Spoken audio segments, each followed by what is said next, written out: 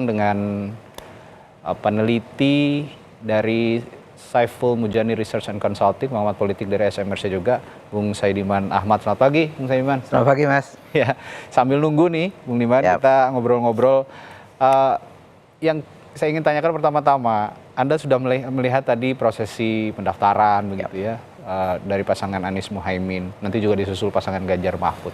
Untuk pasangan Amin sendiri, yang pertama ini, sejauh ini apa yang Anda lihat dari prosesi ini dan adakah dampaknya bagi simpati publik untuk pasangan Amin?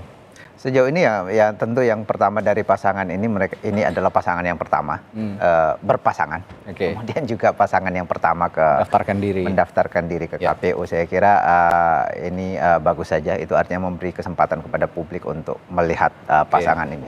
Namun demikian sejauh ini di dalam survei-survei baik yang dilakukan oleh SMRC maupun lembaga-lembaga lain, tampaknya sosialisasi dari pasangan ini belum cukup sampai ke bawah, sehingga kita menemukan belum ada efek yang cukup positif bagi elektabilitas Anies Baswedan pasca deklarasi menjadikan Muhaimin Iskandar sebagai calon wakil presiden.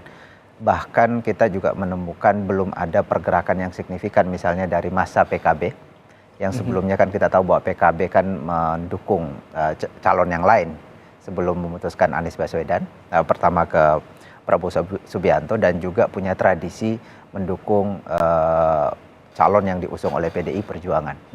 Jadi tampaknya yang kita temukan sekarang belum cukup masif perpindahan suara dari yang sebelumnya tidak mendukung Anies di PKB sendiri menjadi mendukung Anies. Demikian pula di masa NU kita juga menemukan demikian.